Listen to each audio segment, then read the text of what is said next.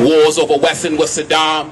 American politicians arguing over the difference between smart and dirty bombs instead of smart children in dirty schools. I'm feeling like it's me against the world, and I'm starting to get ill without even thinking of Kim Jong. Though North Korea does have the world spinning up on its axis right now. With these signs of the time in mind, I wake up every day with one burning question, and it takes me no less than 24 agonizing hours to answer. Am I gonna die today? I said, am I gonna die today? You see, I don't even bother watching my back anymore because I might get killed from the side today. Or maybe they'll finally get me in nuclear with bombs dropping from the sky today.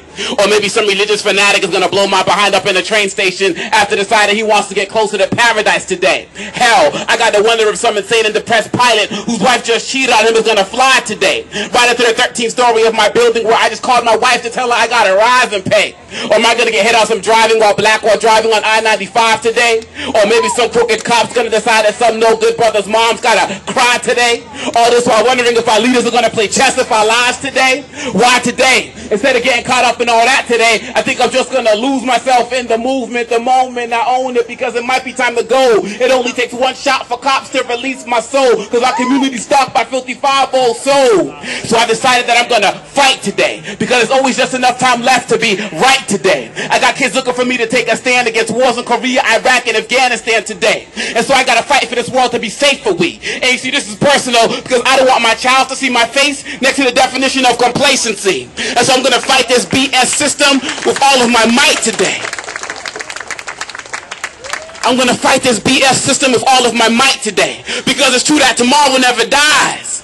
But I might today. In the world, there are visionaries are becoming so hopeless that they're losing their sight today. And so many perverted priests and pedophiles out there that I gotta worry about whether my sons and daughters are gonna stay tight today. While Bush gives the rich tax cuts and the poor axe cuts on educational spending, my students, they're expecting for me to do what's right today.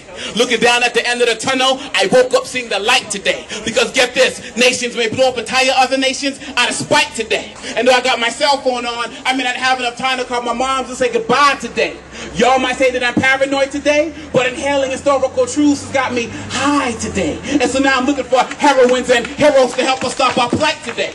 I'm even wondering if all this secondhand smoke finally gave me cancer today. So I'll dial 911 for emergency assistance, but Bin Laden answered today. You see, I just walk around thinking that something's gonna get me, and I wonder why you never ponder if you're coming with me. So you have to forgive me for recounting some of the signs of the time that we live in, because it's ignorance, it's bliss. I know some of y'all forgot this hell we done been in. Got me wondering if God is really gonna be forgiven for all of our sinning, like killing each other in the name of religion. All I know is that I'm gonna keep on fighting and never give in. So if I die before I lay my head to sleep today, I just pray to God my soul to keep today.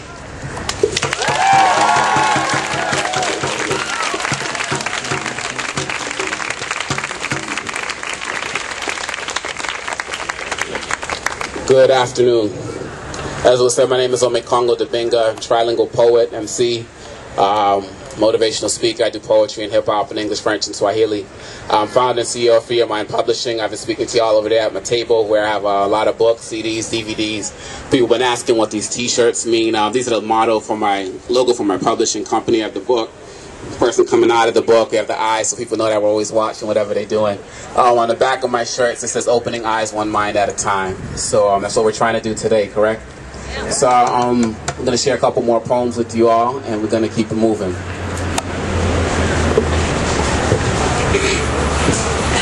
By the time you finish hearing this, 17 children worldwide will have lost their lives, because 8 children die a minute in pursuit of potable water in order to survive.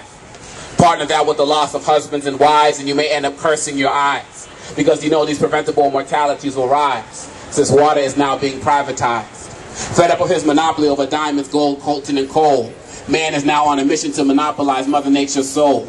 No longer able to swim and drink from our world's deltas and tributaries.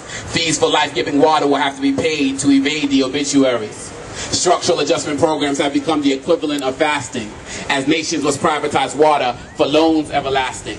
Civil wars will be waged in the wanton pursuit of the world's water, recreating conflicts reminiscent of present-day patterns of slaughter.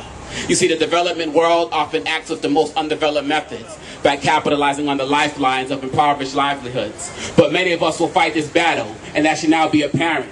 For we won't allow the blue bloodline of Mother Earth to become a patent. As man's oil of the new millennium, the poorest of the world's poor dangle their lives before a prophet's pendulum. Remaining inactive is an act in pursuit of privatization and the destruction of man. So the blood of the 17 children that just died also lies on your hands. Let's just remember that there's a lot of things that are going on that never make the news. So hopefully this will provide information for some. True story.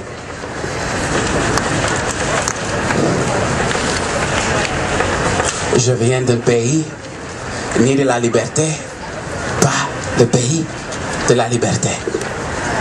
My beloved Congo, the joke of the African continent, the world's gold, diamond, and coltan mine, Rwanda's concubine. This country of mine, poisoned with the swine that is Western policy. You see, Western and Asians exploit the riches but live behind gated communities with underpaid Congolese security. So they're closing the door on fractured Congolese faces with one hand while robbing her for resources with the other. And no province is safe, because even some of our own corrupted Congolese leaders are involved in this race, but even they can't keep pace in the face of our Rwandan aggressors, annexing our spirit to their sick and stricken, sinister soul, to such an extent that to now call Eastern Congo, you must dial Rwandan area codes as they toy with the possibility of introducing Rwandan currency in the East. The United Nations talks of peace, knowing full well that peace can only be attained through violence. Jean-Pierre Bemba becoming the Congolese Prime Minister can only happen through violence. Child soldiers fighting in fear of retribution on their families, joining the spread of violence. Raping my mother country and spilling her black coltan blood only continues through violence. When I talk to you about Congolese genocide of Western compliance, your response?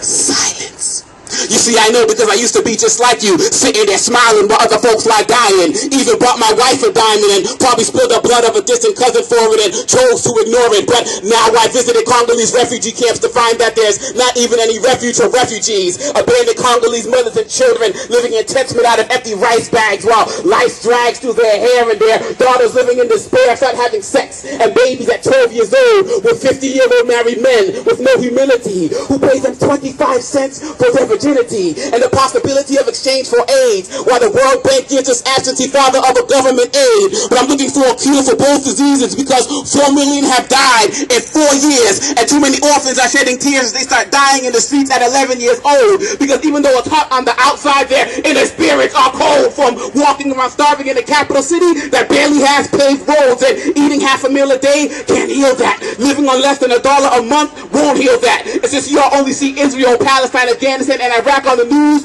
Y'all can't feel that. And so I'm hoping that 1,000 words can be worth a picture, because this image of the Congo may not fit your stomach, but it'll fit your fingers with diamonds, your ears with gold, your cell phones with coltan, while newly discovered Congolese oil heats your house when it's cold. But y'all still don't give a damn, even when I talk to y'all about Congolese and polio, walking as if their left knee was glued to their left hand. You see, there may be a cure for measles and malaria, but there's no medicine for misery. In the country, they see it in the wrong direction, and children dying from all sorts of infection, and 12-year-old girls condemned to death because rich married men don't use protection, and all of their relationships end in rejection. It's like the entire country suffering from a lethal injection. A second genocide in less than 100 years that's gone without mention, along with the fact that we've gone over 13 years until this election on the Congolese street called the Avenue of the Future. That's when my father was tortured and nearly died in detention. So you have to forgive me when I say the future looks bent in the minds of the people. And you see, I'm also pissed off because they say long live an independent Congo,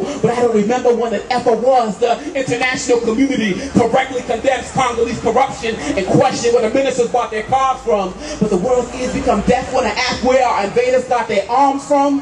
This is the Congo, damn it, and ain't none of it funny. Americans who work here say it's a great place to make money. Folks with connections from Bush to Bin Laden steady robbing this country of our resources through Lebanese liaisons, living in the land of internationally sanctioned genocide, where pathetic United Nations plus putrid United States policies equals pesticide, claiming that they finally broke good peace. But don't let them fool ya, because up until this day we're still thinking of body bags and Bunya, because their role in the Congo supports nothing but violence. Our continual purchase of Congolese resources that never benefit the masses, compliance, possible untested AIDS drugs with unsuspecting Congolese in the name of science. Poems like this to try to wake you all up, a simple act of defiance. All I ask, my beloved Congolese people, self-reliance. But when I ask you to help me heal the hurting heart of Africa, your response? Science.